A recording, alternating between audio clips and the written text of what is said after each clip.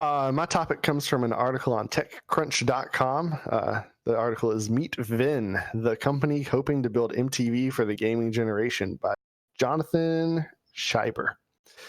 And just to give you a quick rundown of the story, two guys, Ariel Horn, and this is from the article, for the creators of Venn, who include Ariel Horn, a four-time Emmy-winning producer who brought the commercial storytelling from his network days working on Olympics broadcasts for NBC, a division of Comcast, to the esports phenomenons of Riot Games and Blizzard Entertainment, and Ben Kusin, a former global director of new media at Vivendi Games. These two guys are creating a gaming network called Venn, as in Venn diagram, and it stands for Video Entertainment News Network. But there's a double meaning. Do you catch the double entendre? They also intend to make the network sort of a Venn diagram of video games, music, fashion, and entertainment. And so that's what's going on there. They hope that this will be a network that wields the same culture shaping influence that MTV once wielded, and continues to. But instead of music as the focus, it's gaming as the focus. And the article contains a quote from Kusin, quote, "We will be distributed on Twitch, on YouTube, and on Pluto, Hulu, and Roku, anywhere and everywhere that our customers are consuming content," end quote. So, I mean, that's the idea. They're creating a gaming central network. My understanding is that it's going to function like a live TV network, but you're going to be able to watch it on all these different avenues where you're used to streaming content. And I did not expect to see something like this. This story really took me off guard. So what are your thoughts on this? Is this something that the market is primed for? Is this like, now's the time? We need a gaming network channel, or do you think this is a mistaken step backwards to an old, out of date model? I think there's a nostalgic part of me who has wanted something like this for some time. Growing up as a sports fan, especially, and having ESPN be such a staple in my life, 24/7 sports all the time. They're either talking about sports or showing sports. Like my dad used to just get mad at me all the time because I would always come home from school and like the TV immediately went on ESPN. So I grew up with this like round the clock coverage of a subculture that I was very much a part of and into. And so I like this as a concept, I guess. But then when you start to think about the practicality of it, when you start to think about where we are as a society in terms of the way that we digest media, and also when you think about the way that especially esports is structured in terms of a lot of the streaming deals that exist already, I just don't understand the function and the place that something like Venn would have. And I've got some other concerns about a 24/7 video game news cycle, but we'll get to that here in a minute, I assume. But like it in premise, doubt it will work in any kind of meaningful, practical way. Parts of this are appealing. I'm still kind of unclear what it is because they use a lot of like very high level tech world jargon. Like they're very idealistic about what this is. So I'm not clear if it seems like they want to do everything. So streaming esports, streaming exclusive content from streamers, content creators. They didn't really make mention of news, although news is in the title of their network. Which is sort of concerning to me. That's the area I would be most interested Well, in. MTV is still music television, and they don't have any music, so I guess that's par for the course. Yeah, but that took a while to develop. This is the start of their network. That's the area. I mean, personally, that's the area I'm most interested in for obvious reasons. I do think it's interesting and I'm sure we'll talk about this, that the rest of the entertainment world seems to be decentralizing away from the cable broadcast model, although they are recreating it in their own. Like every station now is going to have its own streaming service. It's not going to be part of a cable package. Whereas they seem to be going in the opposite direction and taking a very decentralized form of entertainment and attempting to centralize it. And whether or not people are willing to kind of watch a more mediated, professional, like, for lack of a better word, corporate version of like kind of what they're used to, is something that I'm a little bit unsure about. Yeah. So unfortunately for our discussion, we're not going to have a whole lot of discussion on this, because I'm in the exact same boat. For me, this is like super appealing to me in terms of the nostalgia. I loved Tech TV back in the day. I loved G4, and I was sad when those things closed down, although guilty of helping them close down because I hadn't watched them in years. But as far as where the market's at, just, you're right, Cody. Everyone else is moving this, and it seems odd to step toward. Everyone wants to watch what they want from a plethora of options on demand, and in some ways, streaming, the Twitch streaming model is antithetical to that. You either catch the person when they're streaming or you don't, and you can go back and watch the VODs, but the aim of most people is to watch it live, and I think that's really appealing to people. But when you put that into a network channel model and cram it into a weird schedule, like I'm just picturing like Catch Ninja Tuesdays at 8 p.m. Yeah, it's not quite the same thing. And they talk a lot about in the article about increasing the production value of these kinds of things, and that's appealing to me. But I also think that we talk about production value on our show. It matters in streaming for sure, but I don't know how much you can increase it before you start to lose the feel of the personal connection that I think a lot of people in streaming. Yeah, there is very much so like streaming is about finding being a viewer of streams is about finding the corner of the internet that you want to be a part of in the community that you want to be a part of. Like, I'm sure there's overlap in the audiences of a lot of bigger streamers that I'm sure Venn would want to go after, but there's also probably a lot of exclusivity between them, where there's people who watch Ninja that never watch Dr. Just tossing out names of big streamers here, but and it's all because like you find the community you want to be a part of and you stick in that community. Like, you don't see a lot of people who are like, man, I've got 25 streamers that I really like to watch. Like, it's just not the way the platform works. So I also am worried because there's a lot of things in the esports world I would love to see. I would love to see an organization that like gets highlight rights to some of these leagues and can start to put together like some highlight shows, like Sports Center or something like that for the esports world. And so from the esports side of this, I think it's cool because it's starting to, something centralized like this for esports can disconnect it from, hey, let's watch this on ESPN, and like then you're kind of shoehorning yourself into that conversation about are esports sports, which is not a place that we really need to be fighting battles. But I don't see a company like this at any point in time soon being able to capture any kind of live streaming rights to those kinds of esports. The other thing I get concerned with is, and this isn't just with Venn, because honestly, I don't know if this is exactly going to be their approach, but it's something kind of at large in a lot of esports coverage, is we've blended this idea of esports and other like popular streamers, because a lot of popular streamers are really good at these games and playing them very competitively. I think of an outlet like Dexerto, who I read a lot of esports news from, but they also do a lot of like just streaming news coverage. Like, check out what so-and-so did on their stream today. And it's like, I don't really care about that shit.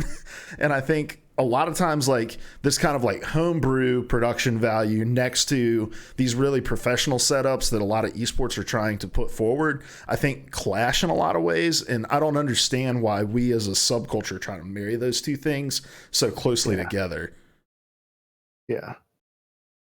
Now, they've left the scope of this thing pretty broad, and that leaves them a lot of room for programming.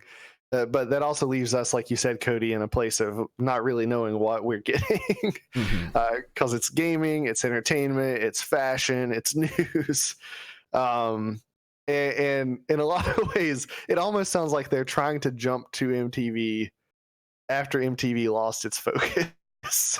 Yeah. And when you start thinking about like a program schedule, you start thinking about like, okay, well, we cover esports, video game news, this, that, the other. That means you're going to have programs for each of those things, which means if I only care about one of those, I have to know I've got to tune in at 7:30 to see the show that talks about the thing that I care about. The great thing about ESPN is you care about sports, you turn on ESPN, guess what they're probably talking about? At least sports adjacent stuff. That's a good point, Larry. Like, it seems a way out of focus from the start. Yeah. There's a fun buzzword right now, mission drift.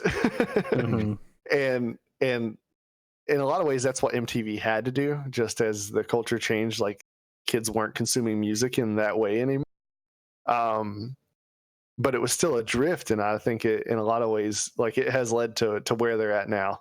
It's the same thing, History Channel. I'm going to watch UFO stories and monster hunters if I tune into the History Channel. So I'm not optimistic about this model in the current landscape. But we'll see what happens.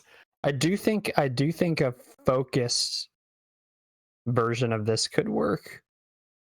Like, I think for a lot of people, like what you were saying, Luke, I think for a lot of people, the esports focused version of this could be potentially very exciting. There are obviously complications that come with that. And I think we've bandied around G4 as kind of a point of comparison because it's probably the best point of comparison. But their focus was, they were news focused. They were kind of like pop culture, like gaming as a cultural phenomenon focused. And I think the gaming world has changed a lot since the days of G4. Yeah. They, towards the beginning of this story, I think there's a very interesting point of comparison,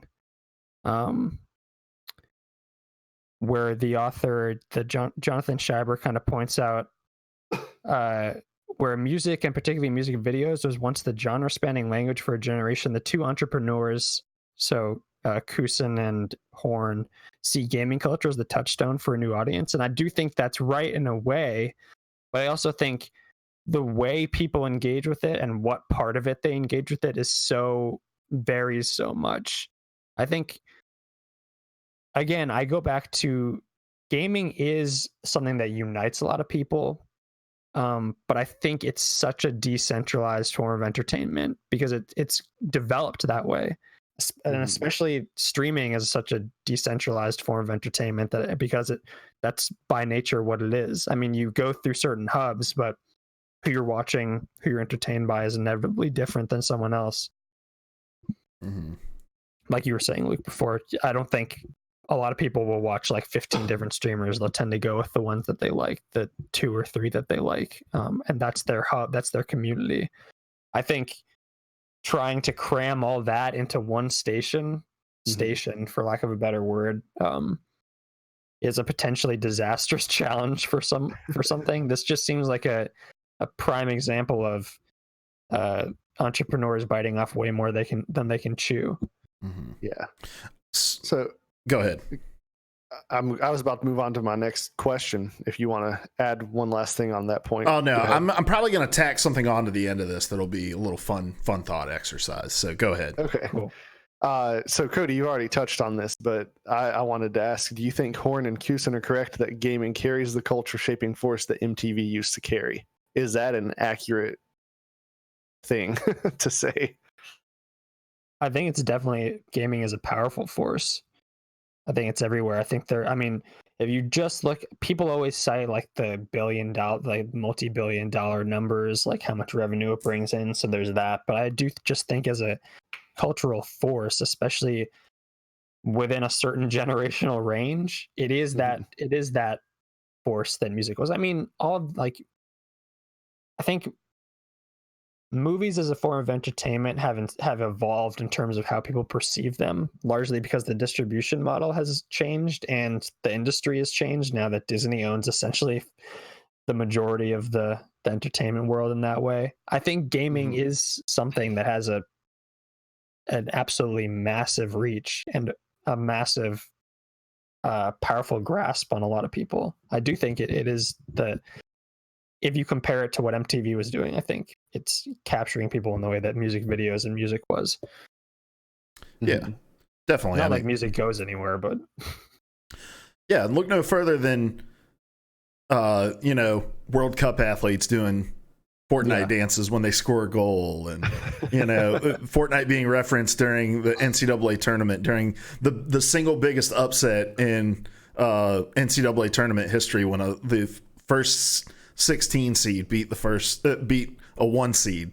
Fortnite was something that they talked about right after during a post-game interview. And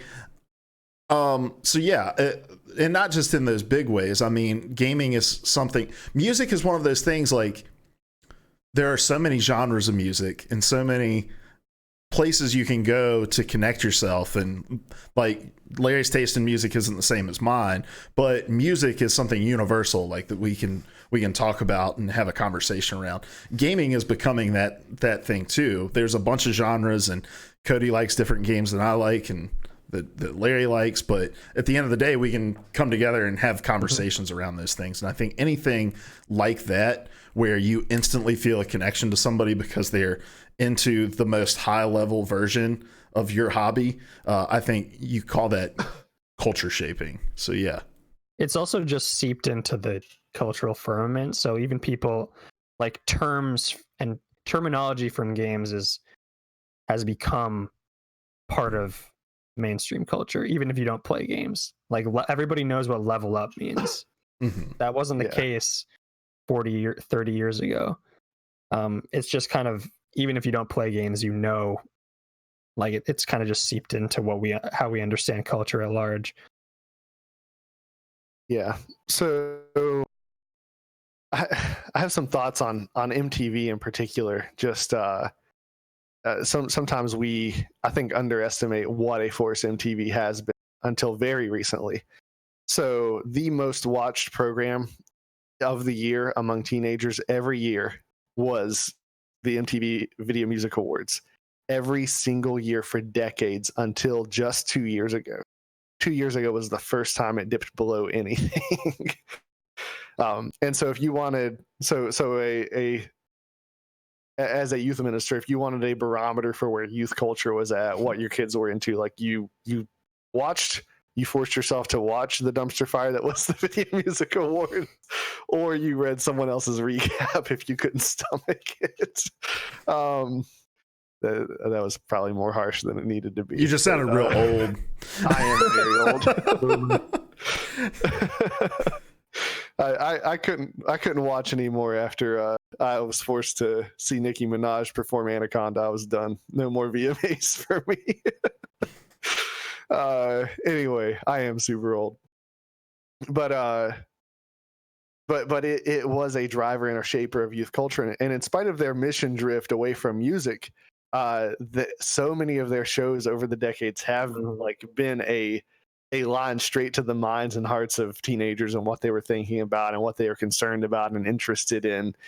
And I don't know if gaming is quite there yet, but I do think that it's definitely moving that direction.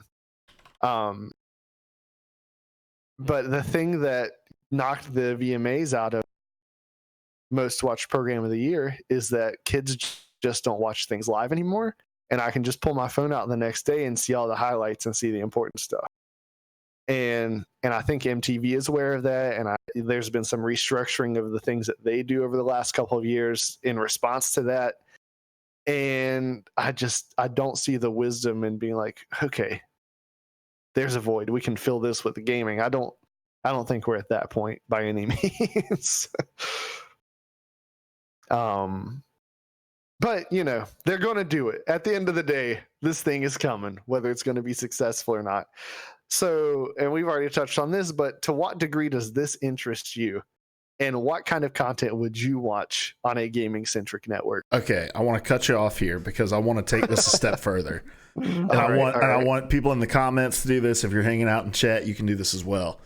Let's task ourselves. You have been given what was the seed? What's the seed money for this thing? 17, I think. 17 mil. 17. You've been given $17 million to craft a 24/7 round the clock network around anything gaming related. So we're talking esports, it can be streaming culture, it can be video game news. What would your network look like? What would be like some of the shows? What would be some of the things you'd want to get streaming rights to, like event wise? What would how would you fill 24 hours a day for your broadcast network with $17 million? Is taking the money and running an option? Not at all. You have to do it. And this isn't Horizon. And you can take this any direction you want. Either something that you think would be successful, or really just something you would want to you would want to watch personally. Beal for Real says 3-hour-long PvA live in studio with studio band.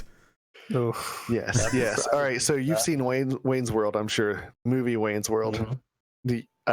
I talked to so many of these younger folks, these whippersnappers that haven't, but I would totally go straight up, sell out. They redo our theme song. I cut out for a second, didn't I? No, we got okay. You guys cut out for me. That was weird. So Venn, just letting you know, we will sell out, or I will. I'll bring my part of this show. Look, if Venn wants to pay us to do a 30-minute talking head show every weeknight at 7 p.m., hell yeah, we'll do it. But I do think like gaming news, obviously, and I miss that format, which is weird. I'm not big for watching like internet videos. I'll just read the article, but I would tune in for like every evening at 7 p.m. Here's the gaming news so far, even if it's just once a week. There's a great show that does that already, the PvA Nightly. Every weeknight at 9 p.m. Yeah, baby. But the thing that popped into my mind here, something that I would really like to see, and I don't think it's been a possibility until this point in time, but I'd love to see like a gaming history show. I forget the name of the guy. There was a guy who wrote a book about the history of gaming.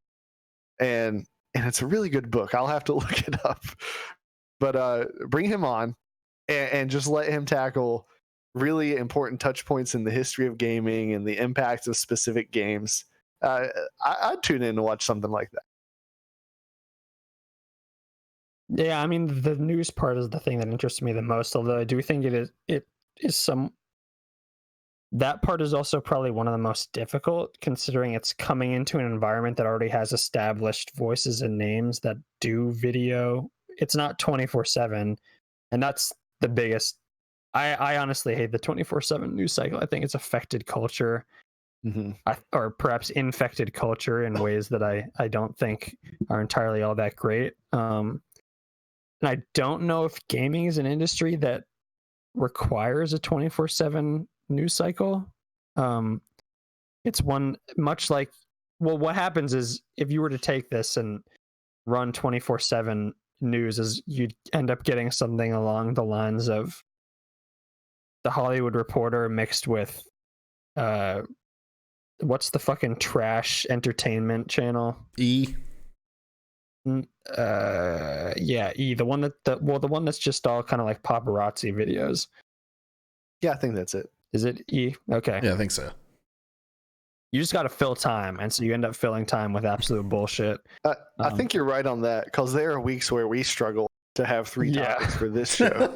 I just think it's an industry that I don't think needs to be covered 24/7, which is when you start to fill it with esports content, exclusive streamers creating exclusive content, let's players creating exclusive content, and culture shows like what you're talking about, Larry. history shows, but also I would be interested in seeing kind of like essentially video features. Like there are tons of people, great video essayists who do great pieces and great investigative pieces on their own into like the stories behind games. And so some of that is what I'd love to see, although you can find that now. It's just decentralized, as we've been talking about. And I guess my explanation gets at what I think is the difficulty, which is just that it's all over the place. Like I would only be tuning in for less than half of what I've just mentioned. And this is me pitching what I would be interested in. Yeah. Well, what I would want, I've given this a lot of thought, guys, because I would just, I would love an esports style 24/7 thing. And look, the way that you get around a 24/7 news cycle is you do like ESPN does, where you just talk about the same shit over and over again. You replay this.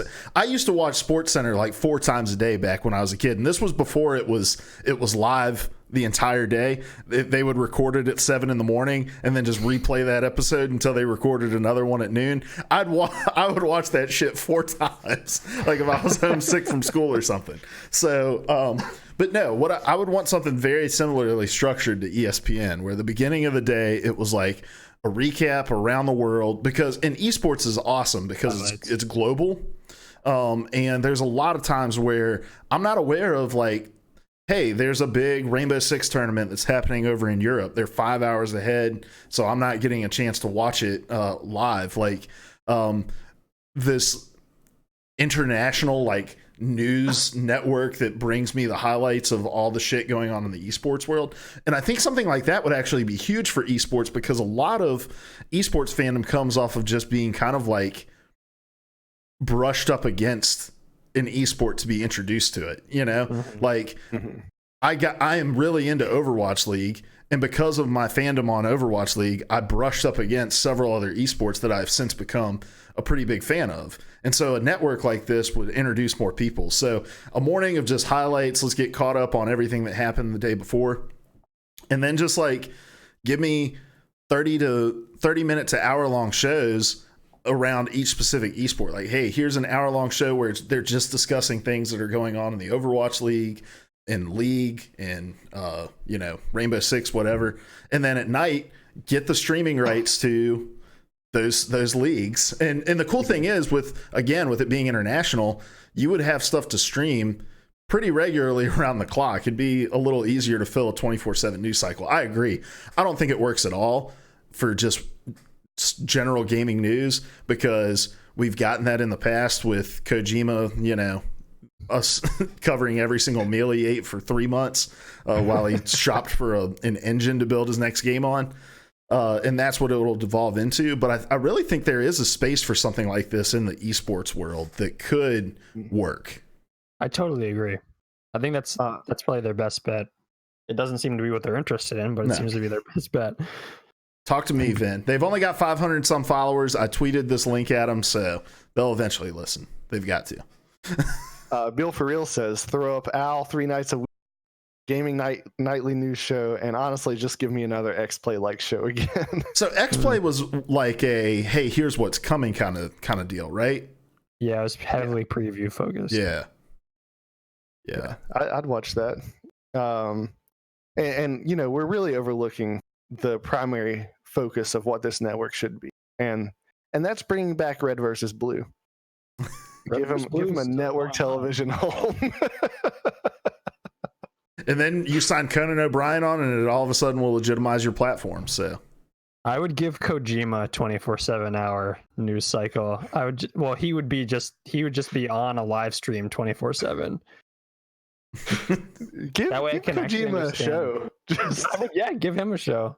It'd be the weirdest shit ever. Right? It would literally just be him, Norman Reedus, and Mads Mikkelsen talking for the entirety of the show every day, all day. I don't even know if Kojima would talk during it, though. I think he'd just listen to them talk and just kind of look on like he's madly in love, because he is madly in love with them.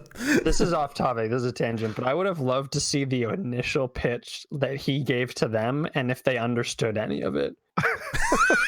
Or if they're just like, everybody tells me this guy's a genius. I believe them. Let me sign on the dotted line. Interspersed throughout the day, I'd like to see like there was a YouTube channel I used to follow, and I couldn't even tell you who it was, but back in college, there was a channel that would do like every week it was the top 10 Halo kills of the week.